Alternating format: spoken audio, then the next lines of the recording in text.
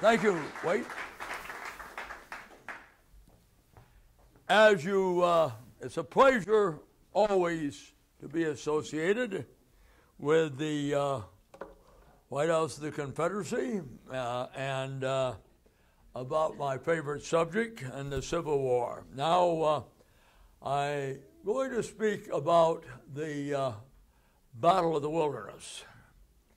It's going to be a very, very important battle.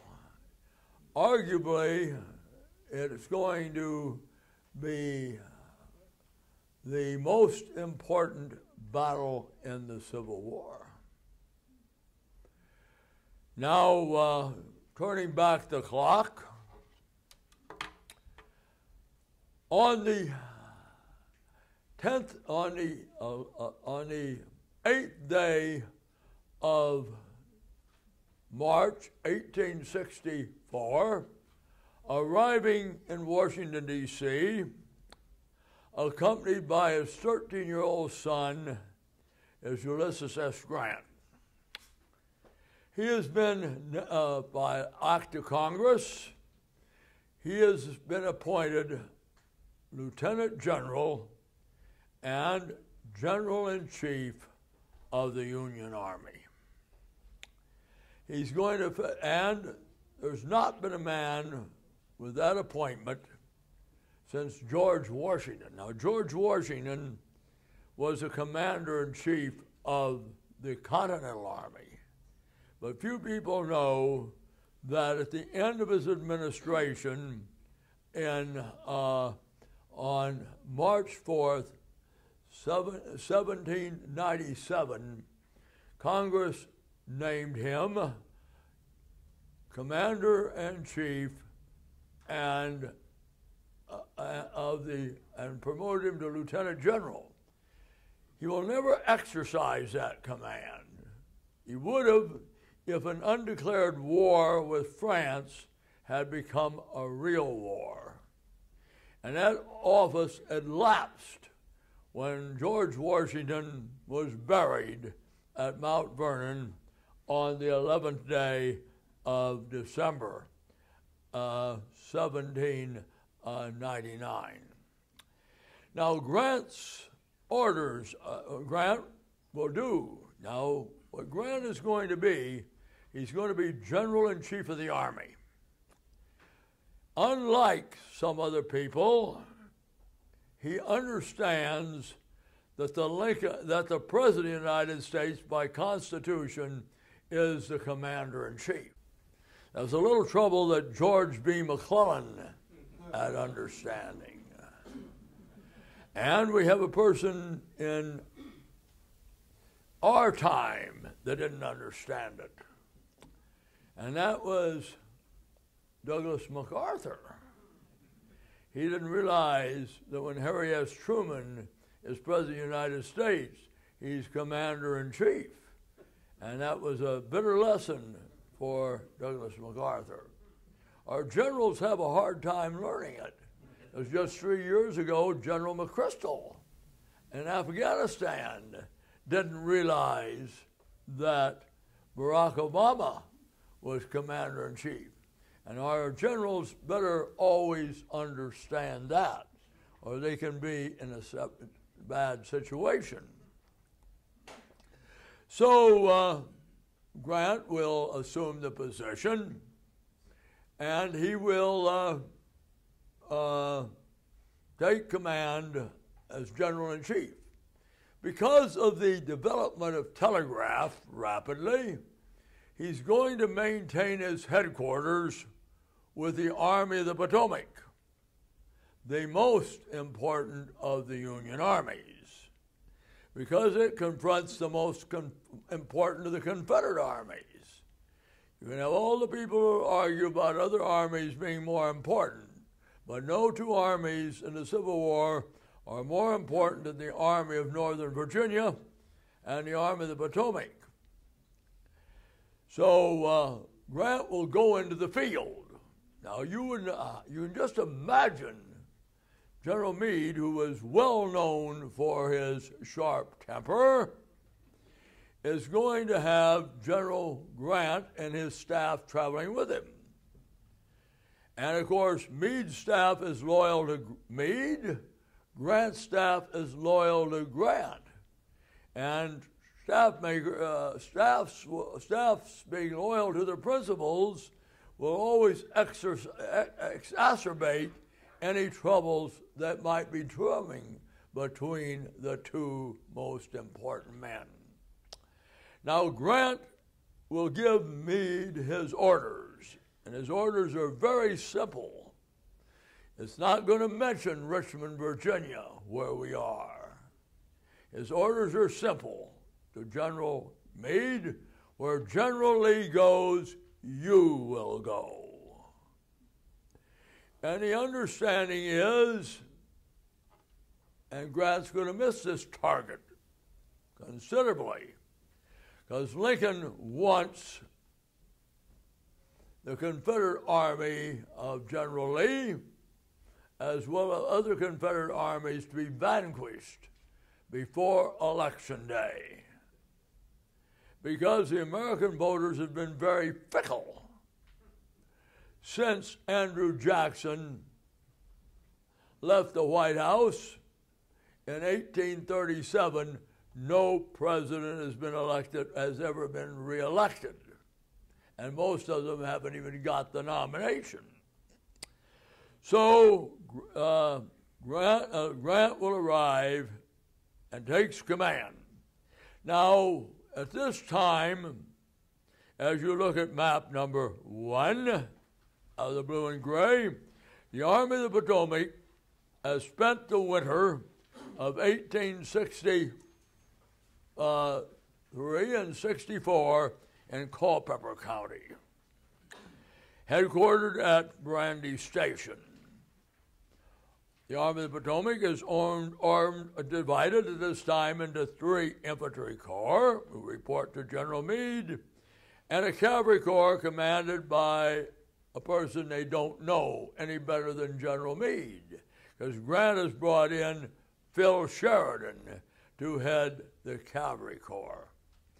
There's another man on the spot, as you look at your man on your map, that's General Burnside. Now, Burnside is not a part of the Army of the Potomac.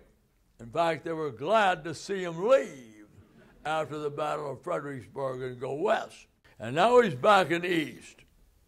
And Grant is going to say, I can take care of General Burnside. So Burnside will report to General Grant. This will not work. Grant does not want him having to report to General Meade, because in lineal rank, General Burnside ranks General Meade, but Meade commands the Army of the Potomac. Now, since we'll talk about the Union mission, because Lee is going to be the defender. Now, Lee will have, at the beginning of the campaign, counting Burnside, Grant will have available to him roughly 119,000 soldiers. The Union Corps will be on the average of 30,000 men. General Lee, beginning on the beginning of the 4th week of April, will welcome back General Longstreet. Longstreet has not been with the Army since the 11th and 12th day of September. He's been out west. He wanted to go out west because he remembered General Bragg from the old Army, and he got along well. But they do not get along very well when he goes west.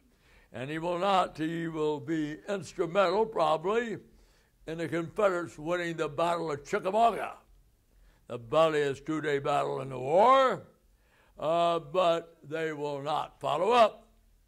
But Longstreet will spend a long, bitter winter out in East Tennessee. When he went west, he had General Hood with him as a division commander, and Hood won't come back with him. Hood is now a military hero, and a lieutenant general commanding a corps in General Johnston's Army of Tennessee. So Longstreet will arrive in Gordonsville at the end of the third week in April with his corps, commanding what would be Hood's old division will be John Gregg. This will be important. Lee has never met John Gregg because he's always served out west. And there'd been a very acrimonious divorce. Think of any married couple you know that has a bitter divorce in which the woman and the man's name will always be that bitch, and the husband will always be that son of a bitch. That's the type of a divorce that Longstreet and McLaws had out in East Tennessee. So McLaws's brigade is now under a new man who has not been with the Army of the Potomac since he lost his arm at the Battle of Second Manassas. That's Charles Field. So Grant tells General Meade, when we take the field, I want us to pass through the wilderness as fast as possible. The wilderness of Spotsylvania lies south, if you look at the initial map, of the Rapidan River, from an area to the west of Wilderness Tavern and to the west of Chancellorsville, and is about 7 miles north and south and about 10 miles east and west. There are only 3 roads, and only 2 of them pass through the wilderness going from west to east. One will be the Orange Turnpike, a macadamized road that leads from Orange Courthouse directly to Fredericksburg. Paralleling it, and at times congruent with it, will be the Orange Plank Road, which lies generally south of the Orange Turnpike. Then there is the Catharpin Road. Now the Catharpin Road appears on your map, and it's not labeled. It would be going from the area of Gordonsville, and it will be passing into the area and joining the Brock Road at Todd Tavern. The other important road to notice is the Brock Road. The Brock Road begins near Wilderness Tavern, runs in a southeast direction to Spotsylvania Courthouse. If you get to Spotsylvania Courthouse, you're out of the wilderness. And by all halls, laws, human and divine, if you have a battle in the wilderness, the 116,000 Federals ought to trounce General Lee. They outnumber him almost 2 to 1. So General Meade will come up with a plan, and his plan to pass the wilderness in a 18-hour march, because they want to be out of the wilderness and in the open ground at Spotsylvania before they have to fight a battle. So according to the plan worked up by Chief of Staff Humphreys, on the morning of the 4th day of May, General Warren's Corps, the 5th Corps, as you can see where he's camped near Stevensburg, followed by General Sedgwick's Corps, camped north of Brandy Station, spirited by Wilson's cavalry, will cross the Rapidan at Germanna Ford. You can see Germanna Ford by that sharp finger-like bend in the river. and they will push on to Wilderness Tavern, and hopefully by dark, by midnight, on the 5th day of May, they will be in the open country at Spotsylvania Courthouse. General Hancock, the superb, he's no longer the superb fellow that gave General Lee all that heartache at Gettysburg. He'd been badly wounded at Gettysburg. And it was worse, the wound he received, in the days when you had to ride a horse than when you rode in a jeep. Because the wound had hit, the bullet had plowed through the pommel of his saddle. Many of you know that's where the saddle horn is.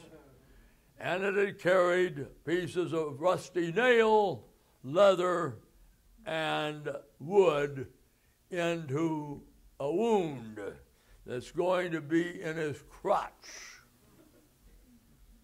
To make matters worse, he has heavy thighs, an enemy of all women in particular. And it'll penetrate 7 inches before it lodges against his spine.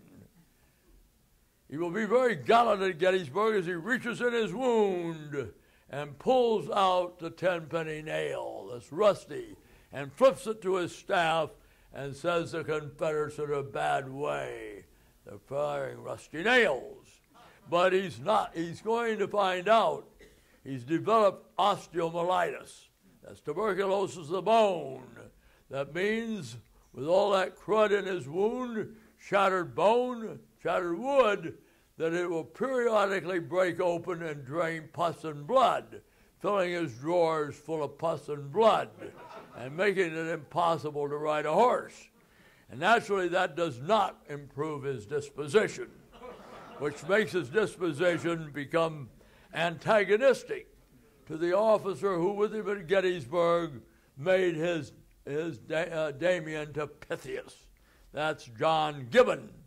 And by the 25th day of August, Gibbon has found all he can stomach of General Hancock in his wound and will ask to be relieved of command. They will cross the Rapidan River at Ely's Ford, the same place that General Cornwallis will pass by here as Cornwallis heads for Ely's Ford back in 1781 to engage General Lafayette. They will cross there, move to Chancellorsville, which will be a bad place to spend the night. Because all the men in the Army of the Potomac, remember, we got whomped at Chancellorsville. And those damn Confederates didn't bury our dead very good. And there are lots of skulls. And that means that you don't like, soldiers don't like to see skulls, particularly if they're cleaved in, because it doesn't take their imagination to see that may be their fate too. Then they have with them 5,000 wagons. That does not count the wagons accompanying each of the corps. The Army's train is 5,000 wagons. Put 5,000 orange school buses with 6 mules pulling them, and that will give you an idea what 5,500 wagons would look at, and it would extend from Fredericksburg to Richmond, Virginia. So it's going to be a logistic impossibility for the Federals to reach Spotsylvania Courthouse in one day. Lee, of course, had been up on Clark Mountain. That's the highest mountain in Orange County. And if you take a line going from Clark Mountain and draw it right, it'll hit Portugal before you'll hit any higher mountains. And Lee is up there with certain of his officers, and he points out the Union camps in Orange County, and he points out the location to his engineers of the important roads which lead through the wilderness. The Orange Plank Road, the Orange Turnpike, the Brock Road leading south and east, and says out there somewhere is the Catharpin Road. And if the enemy when the enemy breaks camp, we will be in motion. General Ewell, you will take the turnpike, and that's going to be your axis of advance. And hopefully you're going to strike the Union columns as they move through the wilderness, because Lee knows that he's going to have to meet the enemy and beat them in the wilderness, or he's going to be up that creek that begins with S and ends with T. He's going to tell General Hancock, you're going to break camp, cross at Ely's Ford, move to Chancellorsville. You're going to leave Chancellorsville, and you're going to take a road leading to from Alsop's to Todd's Tavern, and there you'll turn into Brock Road, and you'll be the first people at Spotsylvania long before it gets 1 a.m. on the morning of the 5th. That's their orders. The Union does not have a good day. They have no trouble seizing the crossings of the river. But by nightfall, General Warren's corps is no further camps in and around Wilderness Tavern. You can see he's only covered half the distance from his camps to Spotsylvania Courthouse.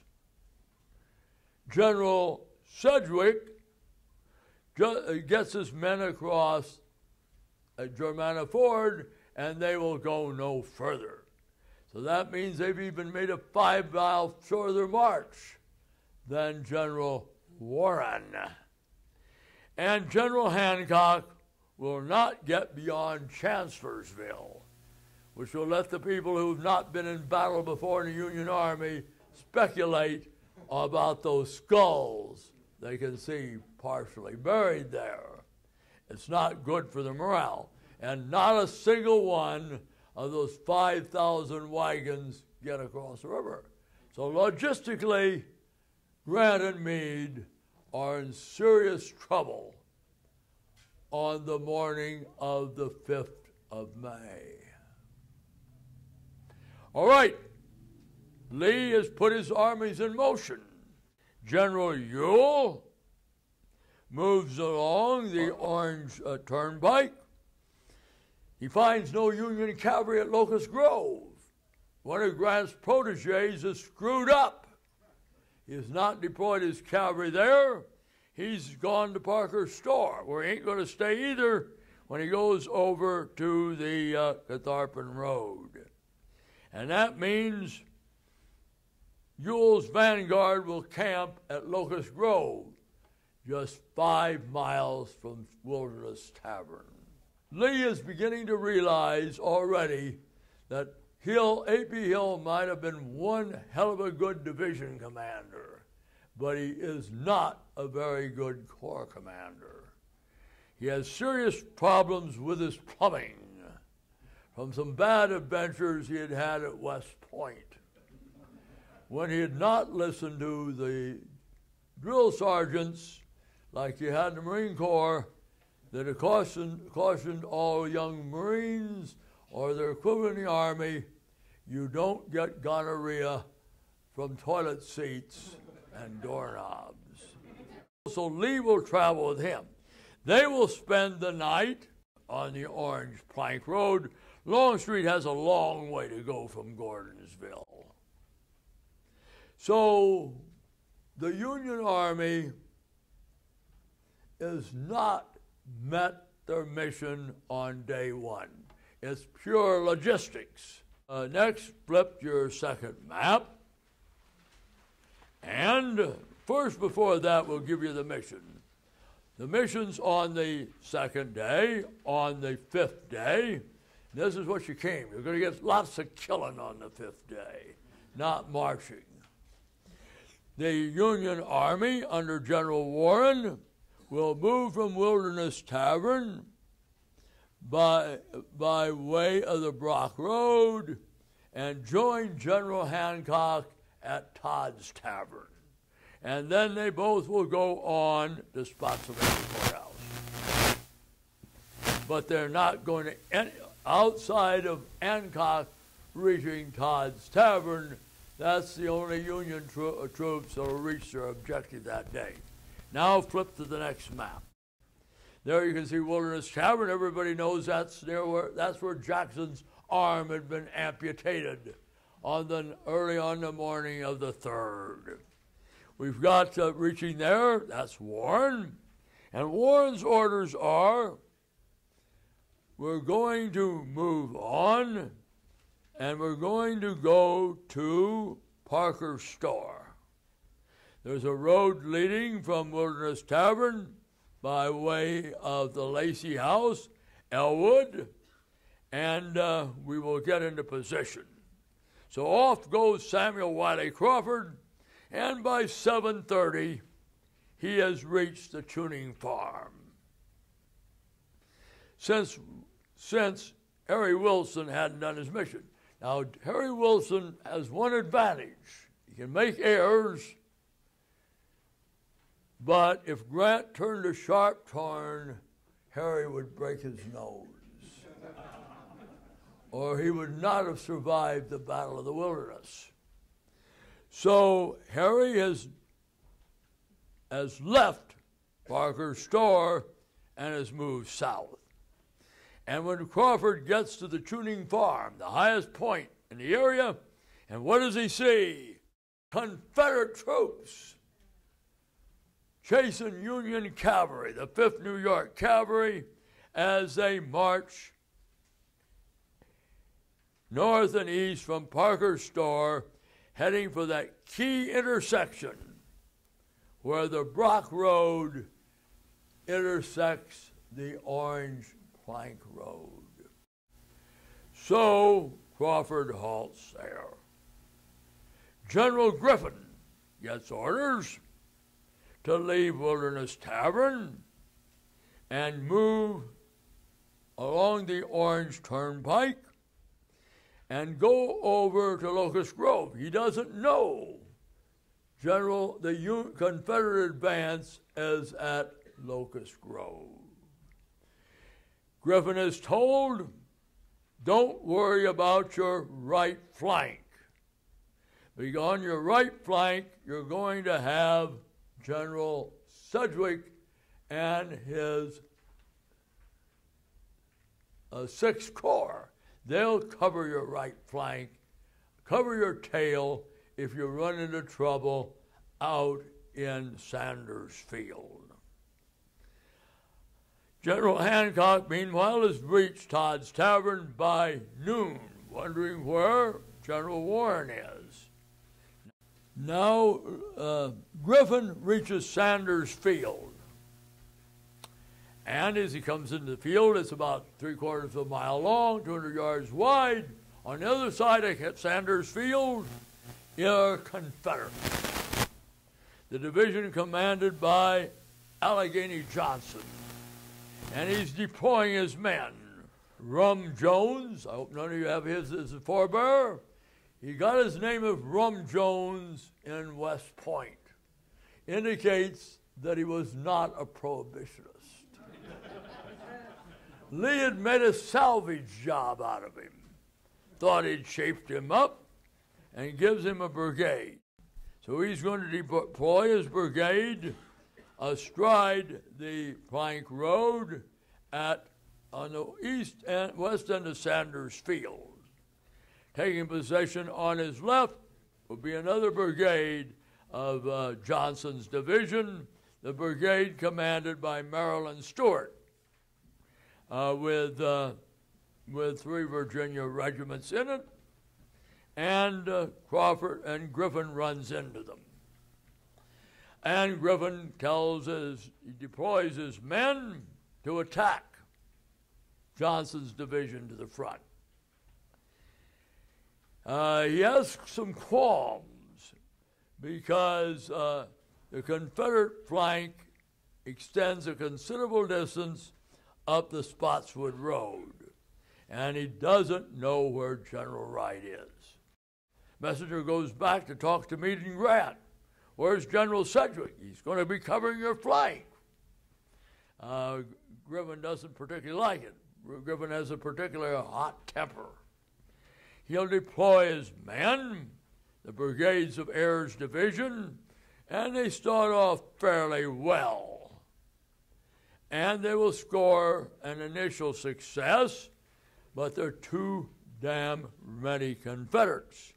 And Rodes's division has arrived, and soon Griffin has been badly beaten up, and his men are falling back from Sanders Field. Now, you're going to have, Grant is not well attuned to the personalities in the Army of the Potomac. When Griffin comes back, he's enraged. He goes up to General Warren, who had been a good staff officer at Gettysburg. He has a sharp temper. He's a good engineer, but not particularly a good commander of troops. And Griffin will go up to him and in a very disrespectful way will probably discuss Warren's intelligence and perhaps even mention that his mother and father had not been married. Grant is shocked that a subordinate would talk to his corps commander in such a disrespectful way. And Grant will go over to General Meade and said, you've really got to do something about General Gregg. Now remember, the name of the man is Griffin.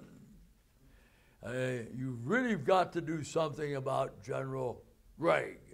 Talking to a severe officer like that. Well, Meade notices that Grant, never that careful about his uniform, has forgot to button the top brass button of his 7 buttons in his front of his blouse that shows he's a lieutenant general. And Meade will go up to him. Meade, of a hot temper, will reach up and button Grant's button. And he's going to say to General Grant, by the way, the man's name is Griffin, underscoring Griffin. He's not General Gregg, and he's just like that. So that somewhat diffuses some friction. But the Union Army has been checked. Meanwhile, so we have General Crawford pinned down at the tuning farm. We have deployed on his right Wadsworth's division, which is falling back in Griffin. So Lee's strategy is working. His men advancing on the Orange Turnpike are forcing the Union to fight in the wilderness. They will not get out of the wilderness until the 8th day of May.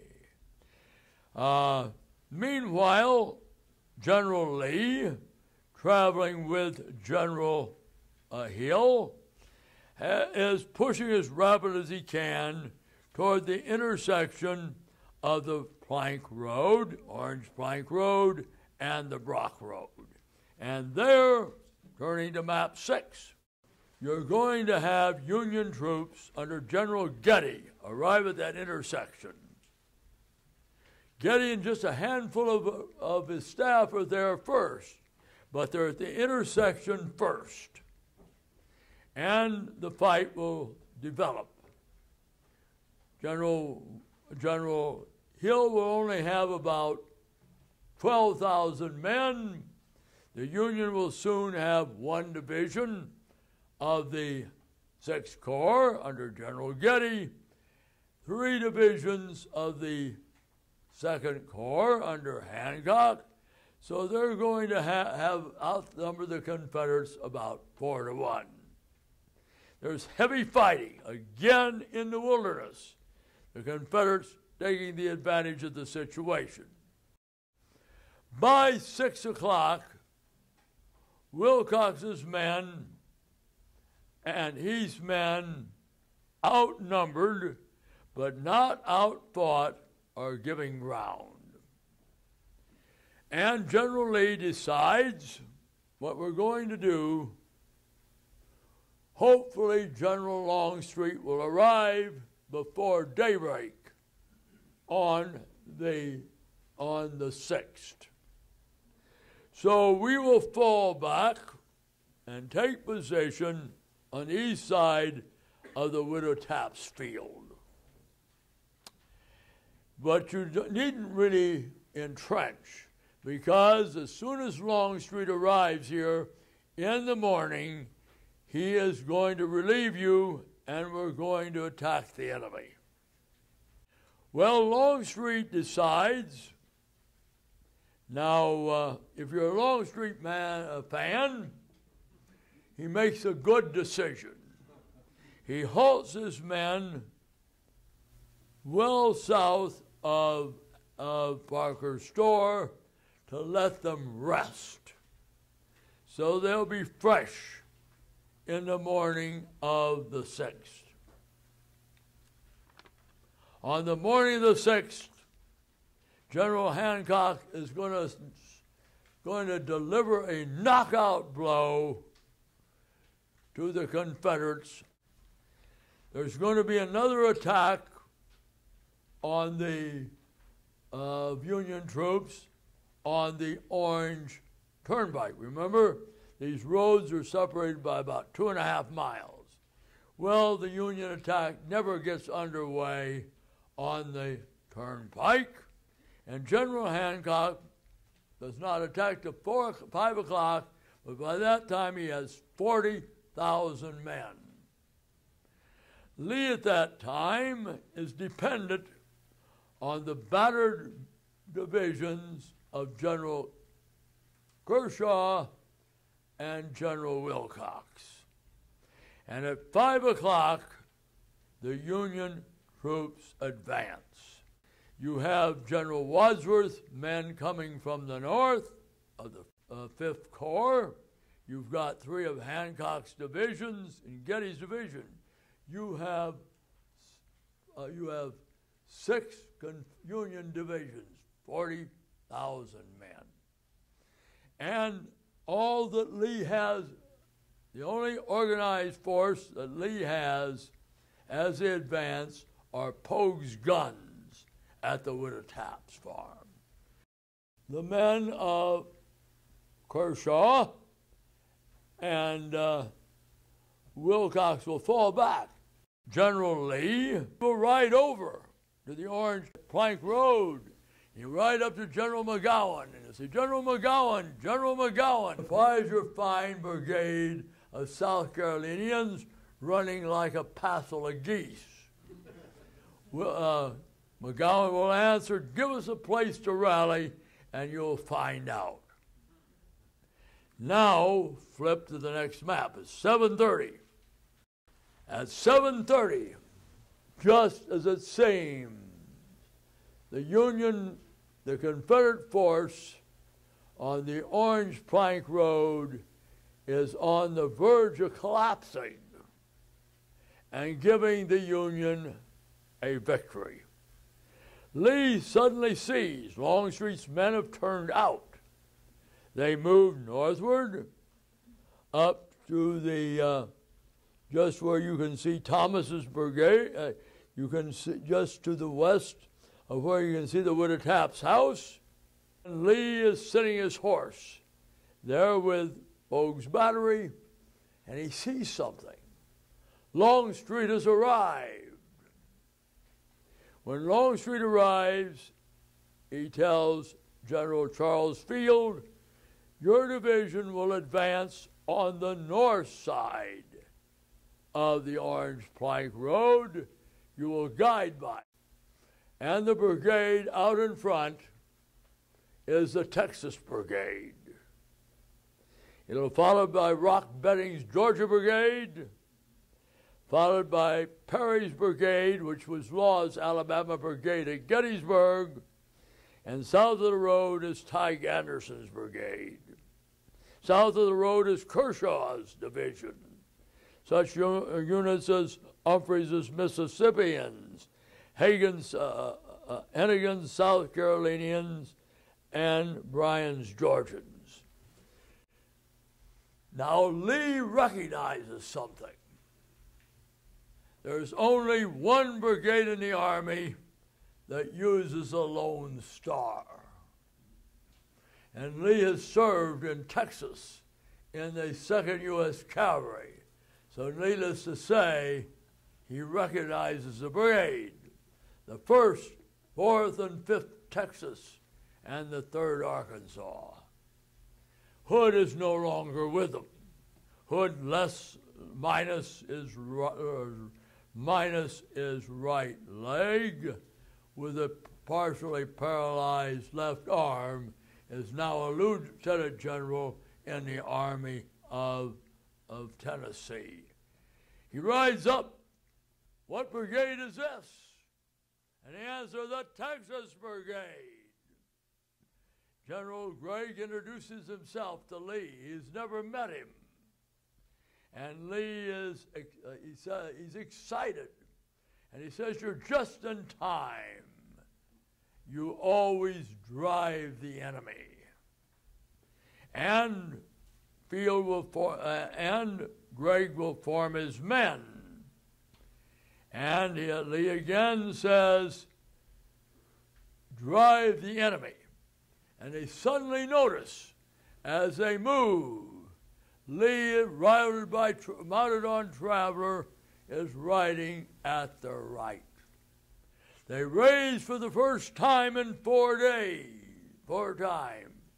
It'll be said, it'll occur again at Spotsylvania, with 2nd time of the lead of the rear incident, 3rd time, and 4th time. But this is the one that counts. It gets all the publicity. The first lead of the rear incident. They start rising the cry, go back, General Lee, go to the rear. Lee still rides on. One sergeant, they're going to have about 15 different sergeants claim to be the man. Come up and grab Traveler's reins and turn him aside. And the counterattack starts. And Longstreet, with his 12,000 men, is now forcing those Yankees back. Arriving on the field will be Dick Anderson's division of Hill's Corps, another 6,000 fresh troops.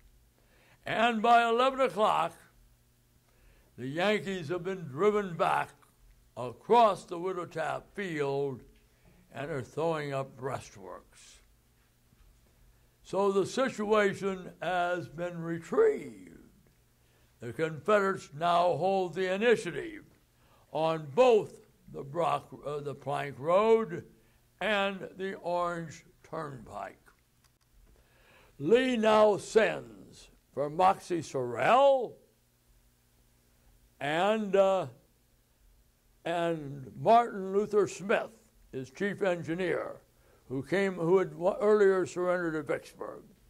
And he's going to tell them, I want you to go out and do a reconnaissance for me. Now, the Union did not know about an unfinished railroad grade. It is parallel and south of the Orange Plank Road, and will, as it goes east, the gap between the Orange Plank Road and the railroad, unfinished railroad grade, will widen. They will not complete the railroad till the 1870s. Not until the 1870s will the ties, the rails, the bridges be installed. So it's just a right of way. And out they go, and they find the railroad, the unfinished railroad. And they come back to General Lee and General Longstreet and explain it, that I think that the Union has made a terrible blunder. It's the same as occurred at Chancellorsville. But remember, when we talk about Chancellorsville, Jackson will have 28,000 men to throw against the 11th Corps, which has only 9,000 men. Remember, Hancock has 40,000 men, and the Confederates 20,000 men. So man for man, the Union are twice as strong, or 3 times as strong as they were at Chancellorsville. So they're going to give them 4 brigades. Now Waite-Rawls is beaming because one of the brigades is going to be Billy Mahone's, all Virginians, and Billy Mahone is a graduate of VMI. Billy Mahone is very thin. He probably weighs about 110 pounds. To the soldiers, he's known as Old Port. Why do they call him Old Port? Has nothing to do with port wine. The headquarters of the Turkish Sultan was known as the port. And when the Turkish Sultan went in the field, he not only took his troops, but his harem with him. Now, Old Port doesn't have a harem with him, but he has a Jersey cow. He's a hypochondriac and has chickens, Rhode Island Reds, to lay eggs. So he goes with them. Also going out is William Wofford's Georgia Brigade, going out is Stone's Mississippi Brigade, and Anderson's Brigade of Georgians. They total about 6,000 strong. They guide them to the unfinished railroad grade, guide them into position, and put them at a position the same as Jackson did. But remember, the Longstreet attack is going to be made with about 6,000 men. Jackson's attack will be made with available 29,000 men. And they're attacking almost 40,000 feds. And they go forward.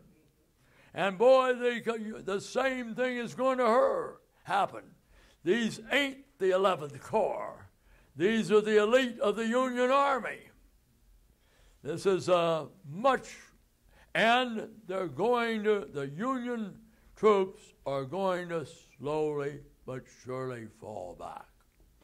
Lee will then hurl forward the men of Wilcox's division, the men of Anderson's division, and the men of Field's division. And by 12:30, the only Union troops south of the Orange Plank Road are dead, wounded, and captured. As they ride forward, moving forward to exploit the attack, there's a volley. Jenkins is shot in the temple and is dead when he hits the ground. Longstreet receives a terrible wound. Now, except for pneumonia, being that Jackson will develop, Longstreet's wound is far worse. It will strike him behind the right shoulder. It will cut the nerves running to his right hand and emerge in the vicinity of his Adam's apple.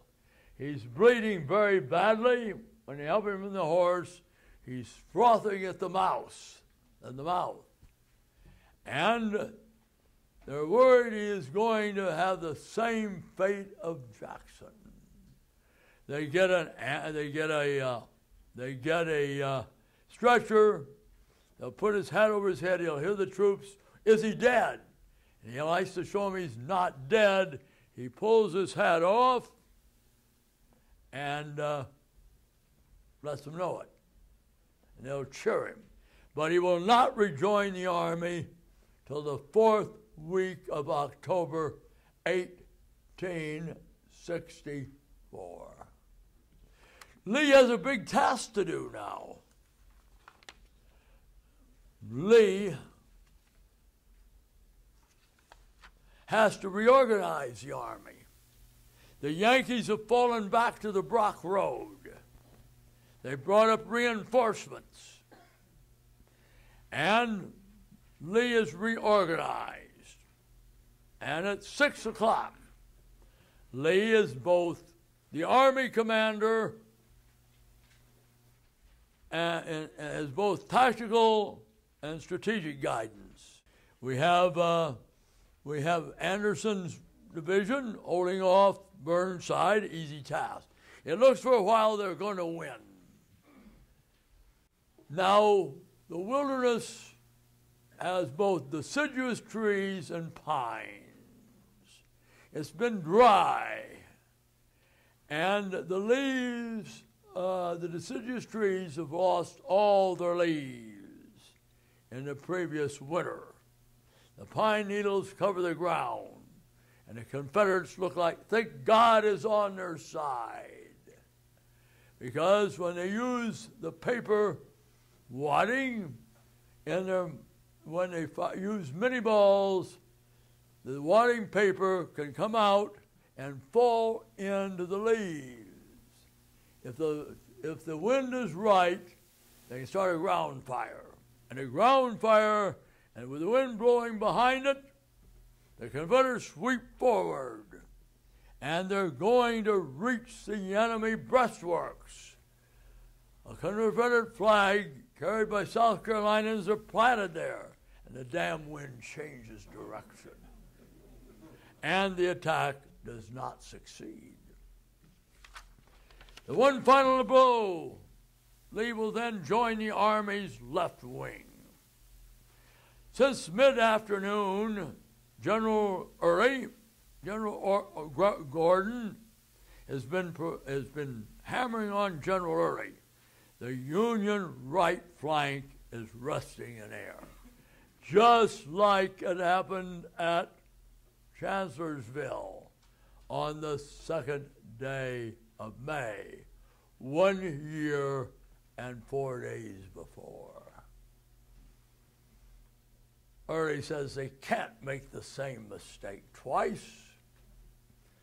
They'll go to Ewell. Ewell is called a granny now because he's dominated so by General Early, his bad old man. And they don't really listen to Gordon. Finally, Gordon gets to go talk to Lee, and Lee says, let him do it. So Gordon will move his men out about a mile beyond the Culpeper Mine Road, where the Union have a refused flank, just like they had at Chancellorsville. Using Robert Johnston's North Carolina Brigade, Gordon's Georgia Brigade, and Hoffman commanding Pegram's brigade. Pegram has been wounded. They attack. They caught the Yankees again. They're going to capture 2 Yankee generals. Unfortunately, they're not very good. Neither Seymour or Shaler, 600 Yankees. And they have the Yankees worried. But darkness closes in, and the fighting is over. There's rumors reached Grant that Sedgwick is dead and in their hands. Grant has had a long, hard day. He's gone through 28 cigars that day. No wonder he dies of cancer in 1886. of cancer of the throat. And he gets tired of hearing the Army of the Potomac people whining, and he says, why don't you worry what you're going to be doing? The first thing you're going to tell me that General Lee jumps up in the air, does a double somersault, and comes down, landing in our rear. But the battle is over. This is a far bloodier battle than Fredericksburg. Union losses at Fredericksburg were about 14,000. Lee's losses, 5,000. At Chancellorsville, Lee's losses were almost 15,000 men. The Federals, 16,000. But this has been a good day for the Confederates. Good 2 days. They've inflicted 19,000 casualties on the Yanks and losing only a little over 10,000. Now, as the troops bed down on the night of the 6th, every soldier of any rank in the Army of the Potomac and the rank and file are certain we'll do just like we did after Fredericksburg, just like we did after Chancellorsville. We'll go back across the Rapidan, rest about 3 months, and do it again. Now in the Confederate Army, the Confederates have a good night. They're convinced, as the Union soldiers are, that when they get up on the 7th, the Yankees will be gone and across the Rapidan. Only 2 men don't see it that way. And those 2 men are the 2 most important men on both sides. First, there's U.S. Grant. He's going to tell General Meade, we're not going back. We're going around Lee's right flank, and we're going to beat him to Spotsylvania Courthouse on a second try. So the orders are drafted for a movement on the night of the 7th by the Army of the Potomac, whose wagon trains are now across the river, and the Union are confident they will win the race to Spotsylvania. Lee is called in. I hope none of you are related to William Nelson Pendleton. He hopefully is a good Episcopal minister, but he's hell of a poor chief of artillery. But Lee gives him a job. He says, General Pendleton, I want you to take the Pioneers and open a new road leading from the area of Parker's store to the Catharpin Road on the south side of Poe Creek, the Poe River, and get to Spotsylvania Courthouse first. They work all night on the 6th, and on the morning of the 7th, the corner of the late afternoon of the 7th, cheers will break out in the Union Army. Why are they cheering? Because they don't turn back. At that moment, they take the road, the Brock Road, and the Piney Branch Road to Spotsylvania. They're doing what Lee wants, but not what the Confederate soldiers thought they would do, go back across the river. As we know, Lee will win the race to Spotsylvania. But unfortunately for them, Grant has realized he can lose 2 men for every one General Lee loses. And as long as the president supports him. The movement has begun. The significance of Spotsylvania from that intersection of the Brock and the Brock Road and the Orange Plank Road will lead that road in which thousands of men are yet doomed to die and be wounded. And as long as Grant keeps trying, the president can win the election, which he does. The war can only end in one way. And that one way will end up in Wilbur McLean's parlor at 3:30 in the afternoon on Palm Sunday in 1865. And you could argue the actions of the two men as they meet there. If it had not been for politicians, they had probably their greatest day. Because when Grant writes in the capitulation that Lee is going to make, that Lee and his army may return to their home, and as long as they obey the provisions of the parole and the laws of the land, they will not be disturbed by the United States government. So Grant has just put himself between those people who might want to prosecute General Lee for desertion. And that is the story of the Battle of the Wilderness. Arguably, the first and what proves the decisive battle in the Overland Campaign. As long as the president is reelected and supports Grant, it can only end in one place after that decision, and that's in Appomattox quarters. Thank you for your attention. If anyone has any questions, I'll have to answer.